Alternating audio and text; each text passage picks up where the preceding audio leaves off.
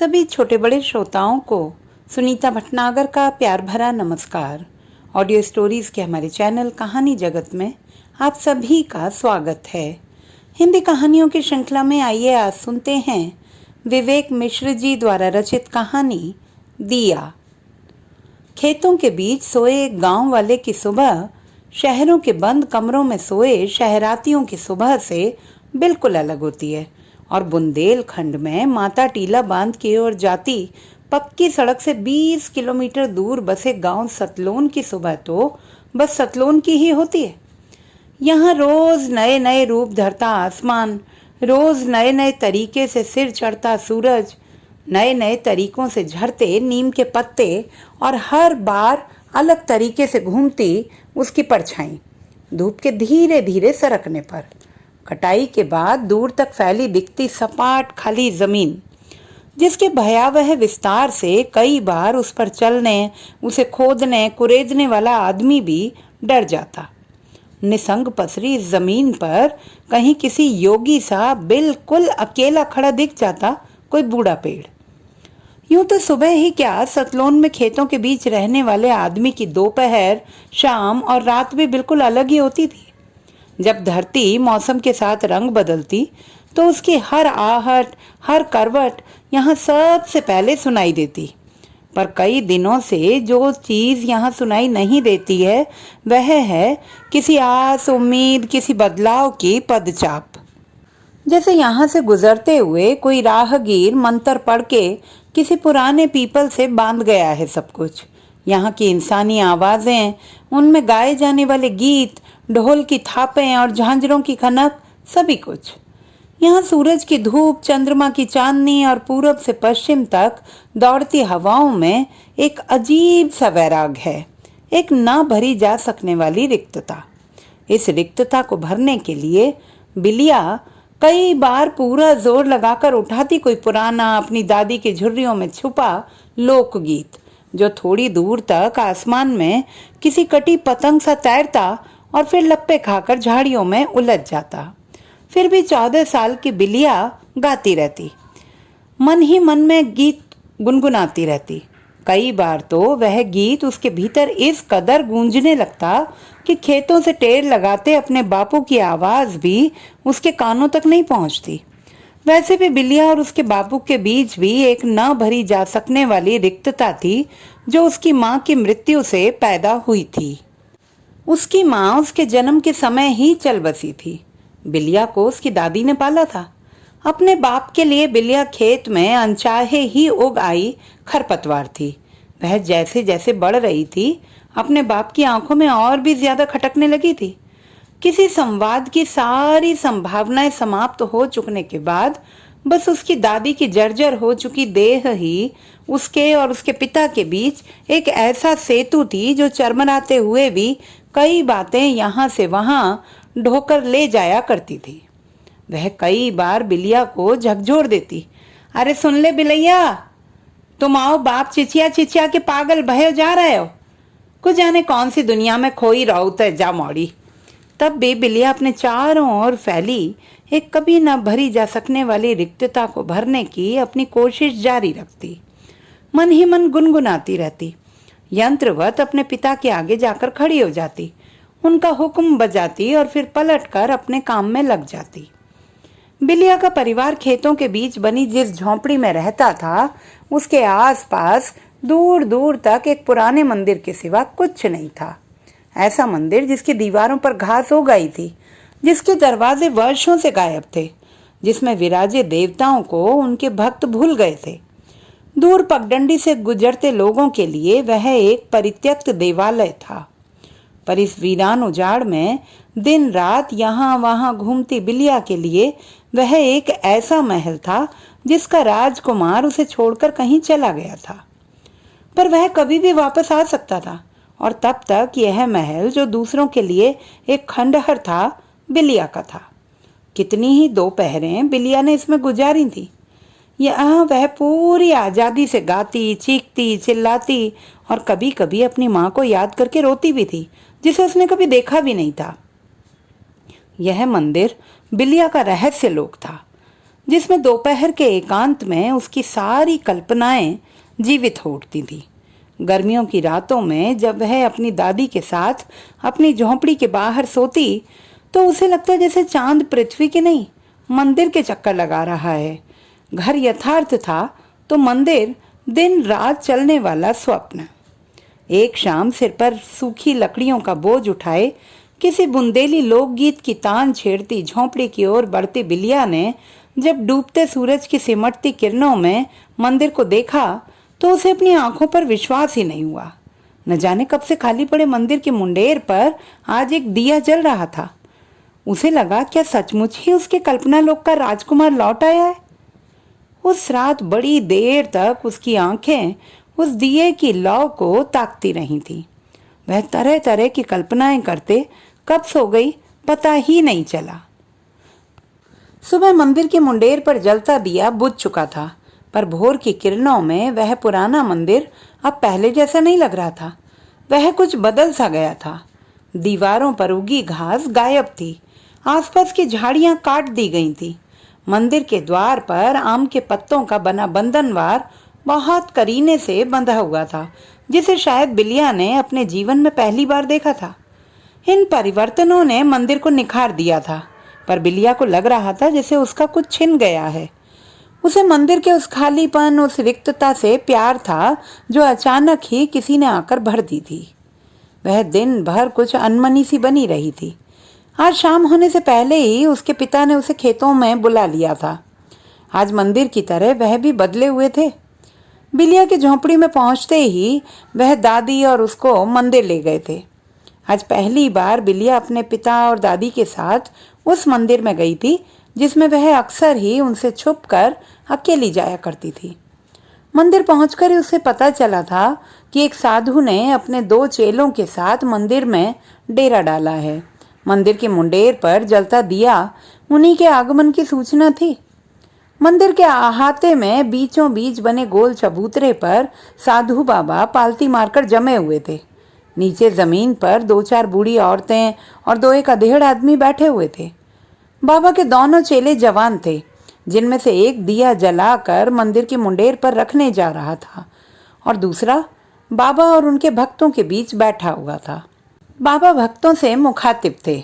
उनके अनुसार यह स्थान किसी देवता के श्राप से अभिशप्त था और वह इसके उद्धार के लिए देवी कृपा से यहाँ पधारे थे, या यूं कहें कि अवतरित हुए थे। यह सब उन्हें स्वयं इस मंदिर में विराजे देवता ने स्वप्न देकर बताया था। बिलिया, उसके पिता और दादी भी अचानक हुए इस चमत्कार से प्रभावित हुए बिना न रह सके। वे भी मंदिर पहुंचते ही बाबा के चरणों में साष्टांग हुए और एक कोने में बैठ गए। बाबा अपने तमाम तर्कों से एक ही बात सिद्ध करने पर तुले हुए थे कि ईश्वर की सत्ता से भले ही यह संसार चलता है, पर उस तक पहुंचने के लिए, उसकी कृपा का पात्र बनने के लिए एक पहुंचे हुए गुरु की सबसे अधिक आवश्यकता होती है। और इस बात को अपने भक्तों तक पहुंचाने के लिए उन्होंने एक सूत्र का आविष्कार किया था, जिसे बाबा जी अपने प्रवचन में इस तरह प्रयोग करते जैसे कोई हवन की अग्नि में घी डाल रहा हो। उसे उच्चारते हुए उनके चेहरे पर वैसे ही भाव उभरते जैसे यूरेका कहते हुए आर्किमिडीज के चेहरे पर उभरे होंगे। वह हुंकार कर कहते, ईश्वर है तो सृष्टि है, सृष्टि है तो माया है, माया है तो भटकन है, और भटकन है तो सारे भक्त एक साथ कहते तो गुरुजन हैं। यह कहते हुए वे आंखें मूंद लेते और उनके स्वरों में सबसे ऊंचा स्वर बाबा के चेलों का होता, जिनकी आंखें हमेशा खुली रहती। उस रोज बाबा ने प्रवचन समाप्त करते हुए धीरे से कहा, हरि बोल। उसे भी भक्तों और चेलों ने एक साथ दोहराया। सब गुरु नाम की महिमा से सराबोर बाबा को देख रहे थे। तभी बाबा ने बड़े गौर से बिलिया को देखा और कहा, बहुत सुरीला कंठ पाया है तूने। मैंने तुझे गाते हुए सुना है। जब गाती है तो लगता है कोयल कुहक रही है। बिलिया को देखते हुए बाबा के मन में जो कोयल कुहकी थी, उसे वहां उपस्थित लोगों में सिवाय बिलिया के कोई नहीं देख पाया था। तुझे तो प्रभु की सेवा में होना चाहिए।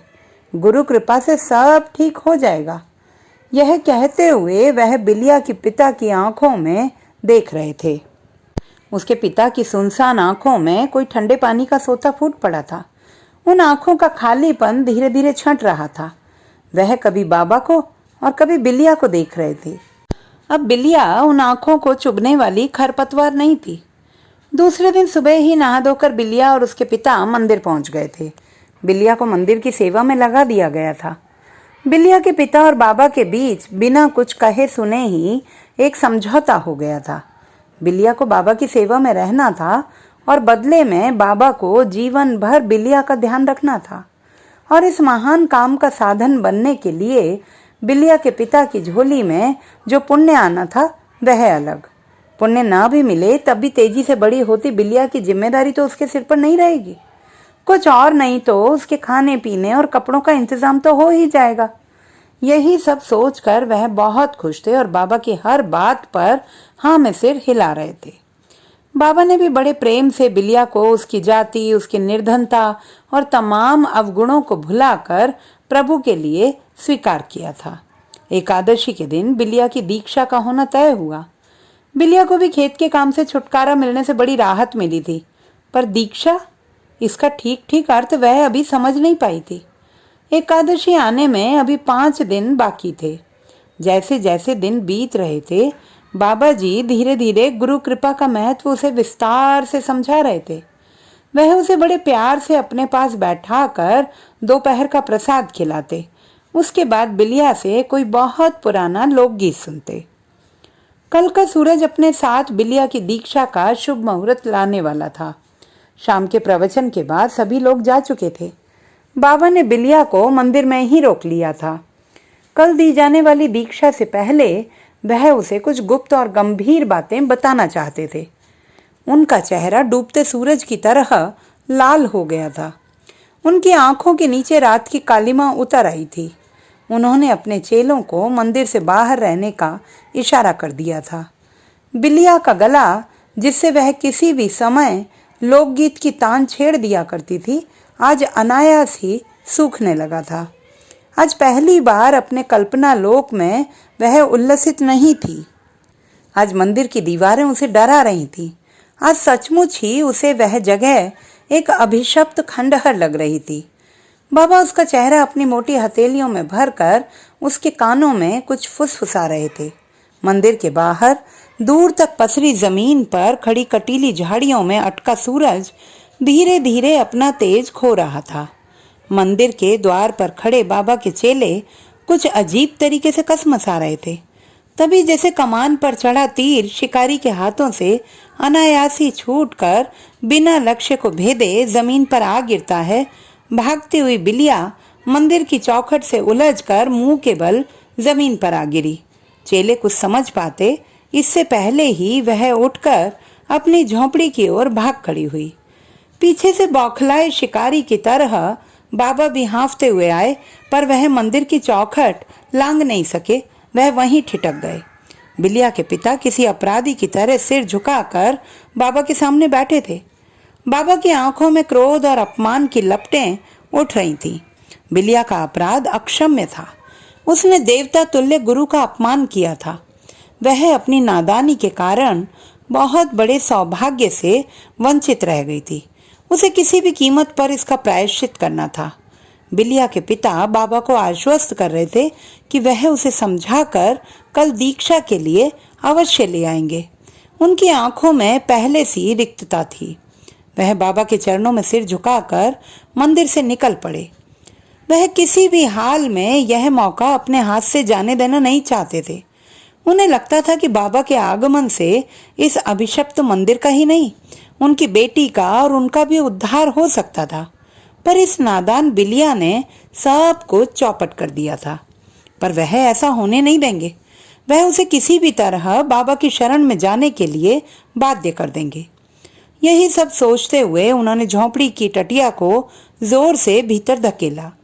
झोंपड़ी के एक कोने में जलती डिबरी गहन अंधेरे को अपनी कांपती लौ से भस्म करने की कोशिश कर रही थी। पर अंधेरा उस कमजोर लौ के प्रकाश को स्वाद ले लेकर लील रहा था।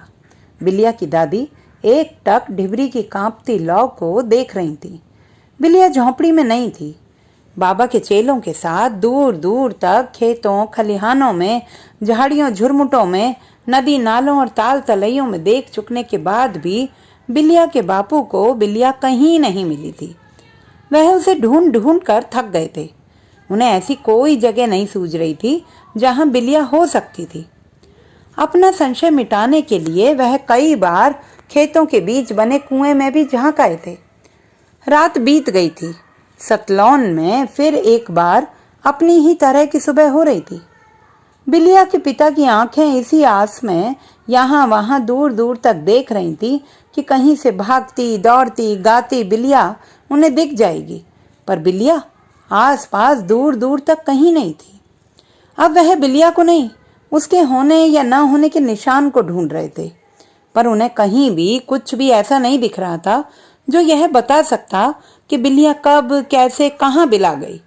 अगर कहीं कोई निशान था तो वह बिलिया की दादी की आंखों और उनके चेहरे की झुर्रियों में था, जिन्होंने बिलिया को आखिरी बार देखा था, पर उन आंखों में झांक कर देखने की सुध किसी को नहीं थी। जब घायल हिरनी सी बिलिया झोंपड़ी में पहुंचकर अपनी दादी की सूखी छाती से चिपटकर फूट फूट कर रो पड़ी थी, तब बिलिया की आंखों में याचना थी, जीने की, खुले आकाश में उड़ने की। वह बाबा की आंखों में अपने जीवन को, अपने बचपन को, अपने लोक गीतों की लय को जलाकर भस्म कर देने वाली लपटें देख चुकी थी। वह अपने निष्ठुर बाप को भी जान गई थी। झोंपड़ी के भीतर अंधेरा पसर गया था। दादी ने कोने में रखी डिबरी जला दी। एक कमजोर कांपती रोशनी में बिलिया जीवन के आखिरी छोर पर खड़ी औरत से, अपनी दादी से, अपने औरत होने की सारी लाचारगी अपनी आंखों में लिए अपने औरत बने रहने का हक मांग रही थी। वह सूर्योदय के साथ आने वाली एकादशी पर उसे दी जाने वाली दीक्षा का अर्थ समझ चुकी थी। बिलिया की दादी की ओखली बन चुकी बूढ़ी आंखों ने उस समय न जाने कितनी बार अपनी झुर्रियों के बीच बची रह गई अपनी जवानी की नमी को टटोला था। कितनी बार अपने मन में बैठे ईश्वर के डर को उससे तोला। फिर अनायास ही बिलिया की आंखों में आंखें डालकर वह पागलों की तरह बोलने लगी। जा मौड़ी, हटा दे अपनी छाती से जो भारी सिलसो बोझ। ते जा मोरी चिड़ैया, उड़ जा। कुरंजा, मोर, पपीहा, बगुला, कौआ, तीतर, हंस, मिट्ठू, तोता और हाँ, कारे सफेद सलेटी कबूतरन के संगे और उन बिलात चिड़ैयन के संगे जिन्हें मैंने कबहू नहीं देखे नियरे से, इतनी उम्र होवे के बाद भी। ते जा मोरी चिड़ैया, ऊपर ऊपर उड़ियो, नाप नाप के धरियो पाँव और पेड़न पेड़न रहियो। वो सब देखियो जो हमने और तोरी मताई ने बस अपनी आंखन के भीतर रही देखो। पत्थर तोड़त, लकड़ियां बटोरत, बोझा उठाउत, कट गई जिंदगी। यह कहकर उसने झोंपड़ी की जर्जर हो चुकी टटिया ऐसे खोली जैसे किसी पंछी को आजाद करने के लिए कोई सालों से बंद पिंजरा खोल देता है। उसके बाद बिलिया दूर तक फैली जमीन पर ऐसे बिला गई जैसे अनंत आकाश में कोई पुच्छल तारा या विराट समुद्र में बारिश की बूंद हमेशा हमेशा के लिए खो जाती है। अब उसे बारीक से बारीक छेदों वाली चलनी से छान कर भी दुनिया की भीड़ से अलग नहीं किया जा सकता था। वह किसी गंध की तरह हवा में घुल गई थी। वह कहीं नहीं थी, पर वह कहीं भी हो सकती थी। आज भी दिल्ली, मुंबई, चेन्नई या कोलकाता के रेलवे स्टेशन पर गाकर पैसे इकट्ठी करती कोई भी सांवली सी लड़की बिलिया हो सकती है। पर हाँ, अगर बुंदेलखंडी में गाती कोई ऐसी लड़की आपको मिलती है जिसके गीतों में कुरंजा, मोर, पपीहा, बगुला, तीतर, हंस, कबूतर का जिक्र आता है, तो जान लीजिए निश्चय ही वह बिलिया ही है। पर अब उसके गांव सतलोन से कोई रिश्ता नहीं है। सतलोन बदल गया है। वहां अब उस खंडहर से दिखने वाले मंदिर की जगह एक बड़ा आश्रम बन चुका है। बाबा की ख्याति दूर दूर तक फैल गई है। हर साल निर्जला एकादशी के दिन वहां बहुत बड़ा मेला भरता है। अब मंदिर के आसपास दूर दूर तक कोई झोंपड़ी भी नहीं है। हाँ, एक पागल सा आदमी जरूर मंदिर में आने जाने वाले लोगों को रोक रोक कर कहता है, ईसुर नहीं तो सिरष्टि नहीं, सिरष्टि नहीं तो माया नहीं, माया नहीं तो भटकन नहीं, और जब भटकन नहीं तो जे ससुरे गुरुजन नहीं। उस पागल ने भी बाबा की ही तरह लोगों को समझाने के लिए अपना एक फार्मूला बनाया है, जिसे सुनकर लोग हंसते हुए आगे बढ़ जाते हैं। बाबा के बनाए फार्मूले से अपनी जिंदगी की मुश्किलों का हल ढूंढने के लिए। तो दोस्तों, ये थी हमारी आज की कहानी। आपको कैसी लगी कमेंट बॉक्स में लिखना ना भूलें। चैनल को सब्सक्राइब करें, लाइक करें और मित्रों के साथ शेयर करें।